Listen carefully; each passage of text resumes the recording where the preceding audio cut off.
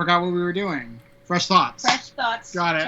Tapestry. Thank Plans you. Ploys. I still think it should be called Plots and Ploys. I like Plots and Ploys too. It makes more sense. It's the spy. It's like the spy It one. sounds more like sinister and like noir. Okay, countdown. Yes, director.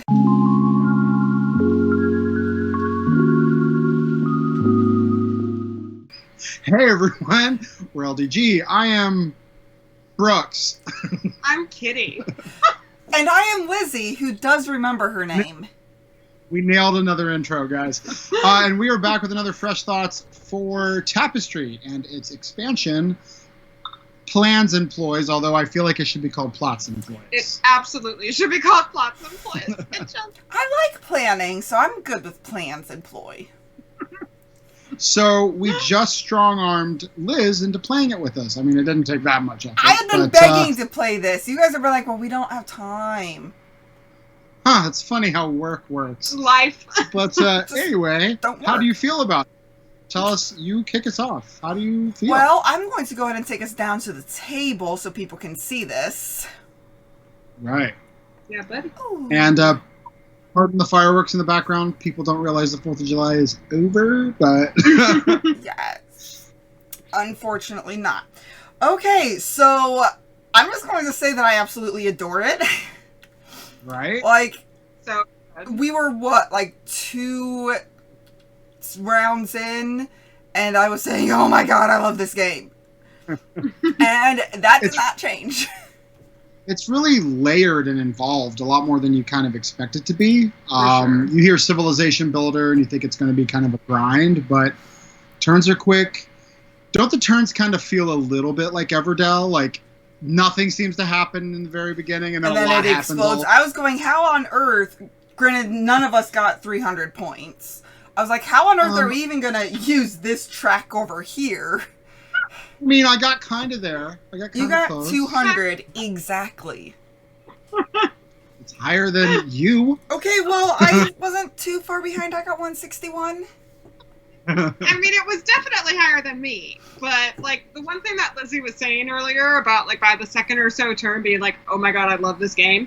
Like, I feel like it's one of the games that it ramps up in terms of how much you're loving it in that like super quick speed. Because at first you're kind of like lost and you're like, Completely. what is going on? Because there's not really a direction in the beginning, and that's the point. You're looking at these different tracks, and you're like, what am I going to choose to do? Which feels kind of thematic, Yeah. because it's like you're creating a civilization, so yeah, you don't know what.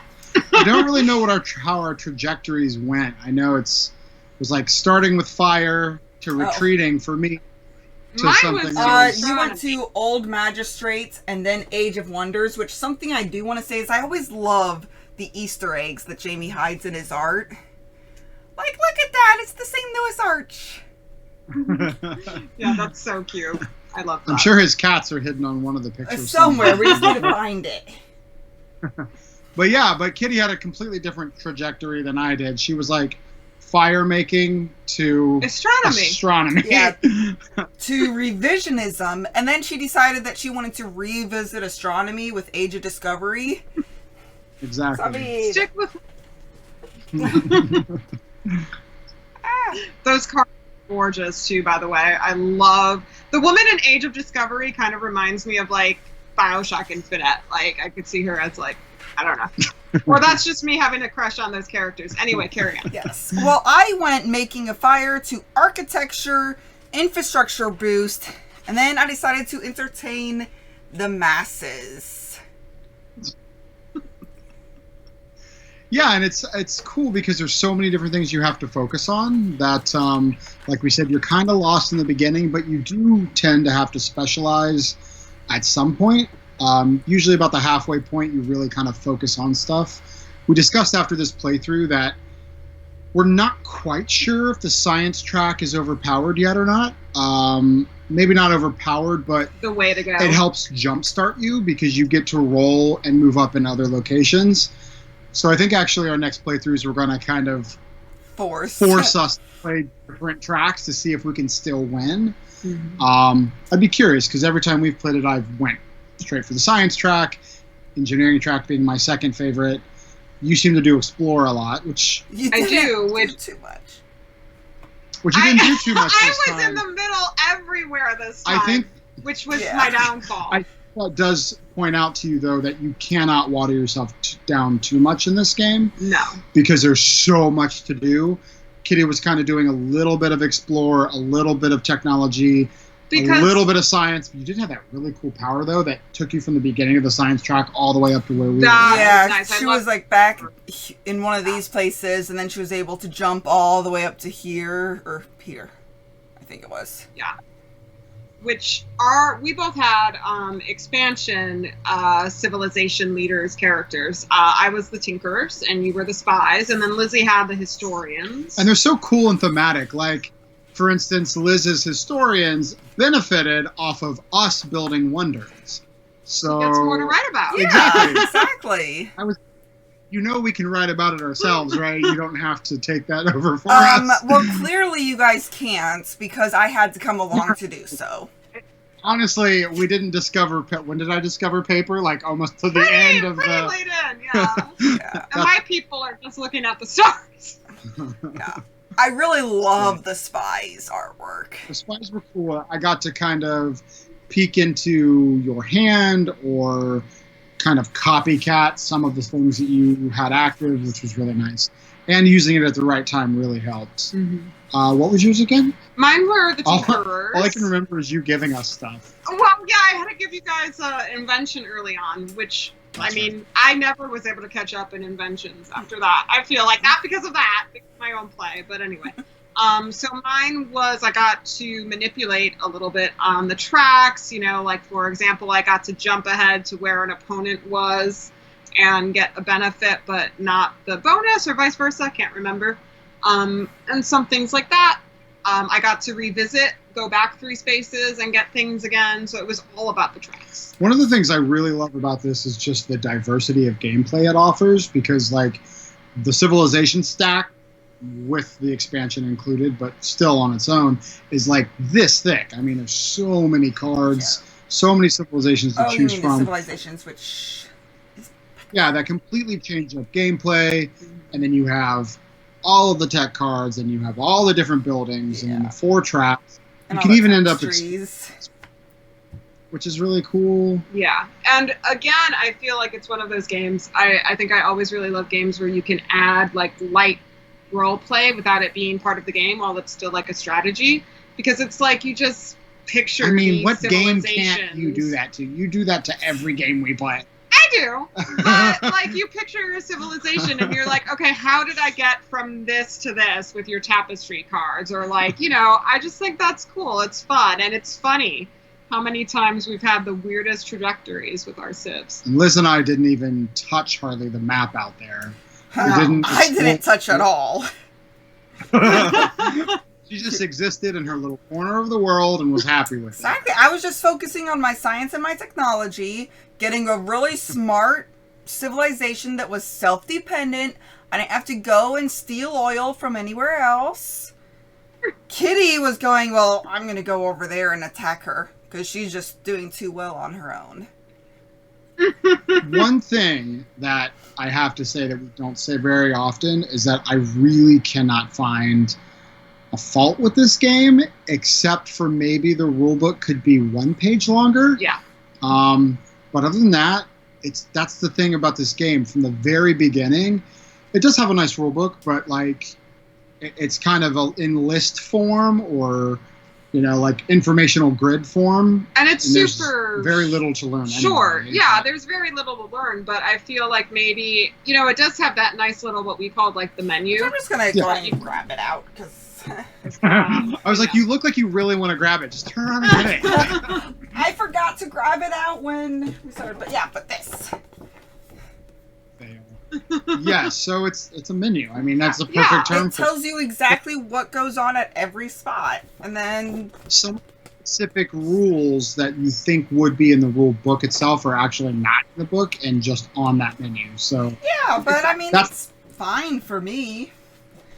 yeah, I would have that it's out not- anyways. I'm just trying to be objective and find a negative because honestly, There's not. Really? The only negative that I could see really for me would be that possibly the science and technology is the way that I always want to go. I don't really...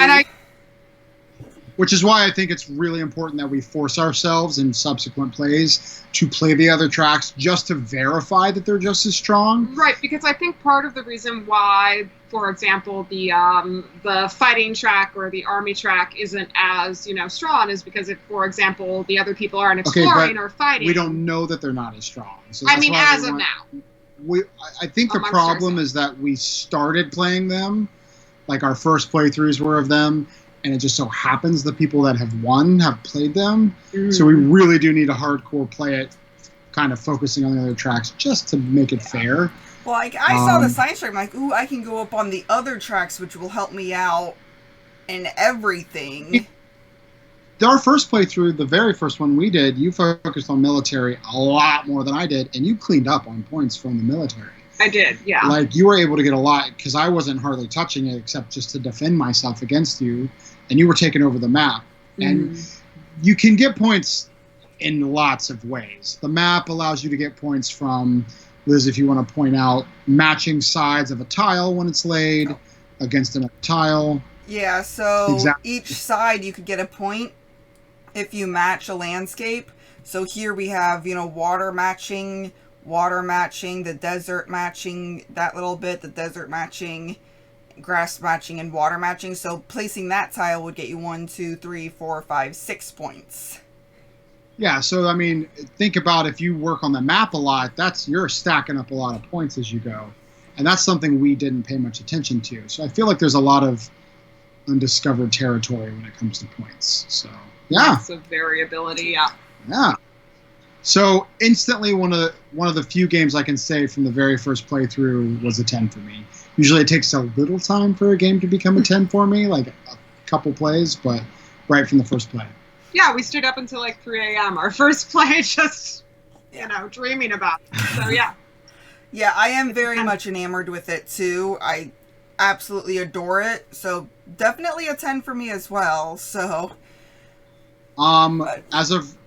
as in terms of remote play? Really easy. What I did is I organized the cards alphabetically, and then because we play remotely all the time, I also numbered them in the corner. So that way it's really easy for me to put them back in alphabetical order. And then these tiles are just separated by the symbol there, and they would send me a picture of my tile whenever I would get one. Yeah, so that's just, you have to be a little bit objective, which is one of our main kind of keystones to remote gaming. If you're going to send somebody a picture of something, just don't pay attention to it, or don't look at it, or squint your eyes to take the picture. It's easy. That little bit of being objective is, it's easy enough to do. You just have to want to do it. You have to want to not look at what someone's about to get. You know what I mean? And here it's like you could have multiple tiles, so it's not like they would even know what one I would play if I would play one. And you were just throwing them away anyway to do your power. Yeah, like I had to throw away a tile in order to do my power, which is giving them something, so that anytime they laid something, I would just accumulate points or resources, which were very helpful. And I feel like, aside from all of that, there's not a lot of overhead and rules anyway, so that makes it really easy to translate, through remote play. And I do feel like it's a 2-copy game, though. I think multi-copy, you definitely want to have it in front of you. Yeah, you definitely could do it with 1 copy, but it would be a lot of extra time would be added. Yeah. This is what the tracks look like individually. This is the menu. You'd have to send so many pictures. Yeah, and then also just having this would be, okay, what we did... What? I had to take a picture of mine. It's pretty. No, I'm just going to say, honestly, that's one of Kitty and I's favorite parts of this game, is that little tiny sideboard that you get that you build on. It's so much fun. And Kitty got was it Kitty that had the option for a tapestry card that would have let you place over dots? Yes, and that's the one that I should have played into that. That would have worked perfectly for you, Liz, because Liz filled her board so fast. Yeah, I got a lot of stuff. But, I mean, look at all the points you can get from that, too. If you focus on that little thing there, you get so many points just from building your city up and filling out the grids. Yeah, which So- is very nice. And it's beautiful and it's colorful. Oh, in that picture, those bases are not stock with the game. Yeah. We got them from So- Etsy, which we can just include a link in the description. But they are really nice and easy to put in, and they make it really easy to see. Oh, nice. We highly suggest them because, unfortunately, the bases are kind of a weird amorphous shape. Yeah. That don't have squares, and so you can't quite tell what's covered up. Yeah, it's like you have a little bit of a round, and just like, okay, well, that is covered. And speaking about the sideboard and the player boards really quickly, also the quality is amazing. Like, you can do whatever and it will not slide, like your resources, etc., which is like so nice. Stonemaier games are it's Stonemaier. It's kind of expected. And the buildings are just, even if the game was crappy, I would love it probably just based off those buildings. They are beautiful. That you don't even have to paint because they're pre-painted. Which is so exciting. So that is Tapestry, and that is what we think of Tapestry. Anything else, guys? Anything else you want to add? Just that I really like the grid. Like how you get points for if it's filled all the way across or all the way up and down. And then if you complete an entire square, you get a free resource. I really love that focus. I do one time want to play it in like hardcore mode where you cannot let your landmarks lap over the edge of the board. That's mean. I didn't lap over the edge. You see, I'm looking at that stadium of yours that's hanging right off What the edge. stadium? Looks like I don't see a stadium. Down. So yeah, so that's Tapestry. I think it's literally a perfect game almost. I totally agree. So is this the first time we've all agreed on a 10 out of 10? Yeah, pretty sure. Because some Gloomhaven an 8. I did not or rate a 9. Gloomhaven. Well, somebody did not rate Concordia a 10. Lizzy. I introduced it to you guys, so that gives me bonus points. All right, well, that is our fresh thoughts on Tapestry. And until next time, just remember to have fun. Be present. And be you. Thank you all for watching. If you have any questions or comments, feel free to reach out to us. We would love to hear from you. Also, if you find value in our content, please like, comment, or subscribe. Let a friend or family member know that we exist. Help us spread our channel and bring remote gaming to a table near you. Thank you very much, and have a great day.